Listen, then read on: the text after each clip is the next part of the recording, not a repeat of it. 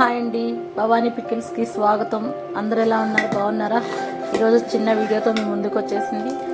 ఈరోజు చింతపండు పులుసు తయారు చేస్తున్నానండి. మొన్న చేసిందంతా అయిపోయింది.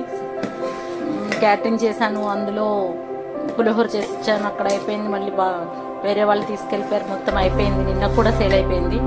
ఈరోజు మళ్ళీ కొత్తగా తయారు చేస్తున్నాను. టమాటా పేస్టు, కంది పొడి కూడా అయిపోయిందండి. మళ్ళీ తయారు చేస్తాను 2 డేస్లో. టమాటాలు చాలా రేటు ఉన్నాయి కదా, 2 డేస్లో తయారు చేస్తాను. అలాగే మా ఫ్రెండ్స్ అందరికీ హాయ్ చెప్తున్నానండి, థ్యాంక్ యూ చెప్తున్నాను. కొన్ని వంటలన్నీ బాగున్నాయి అన్నారు, చాలా బాగా సపోర్ట్ చేశారు. చాలా థ్యాంక్స్ అందరికీ పేరు పేరున. ఇది అలాగే తాలింపు వేసి కూడా ఇస్తానండి, ఉట్టిది కావాలన్నా ఇస్తాను.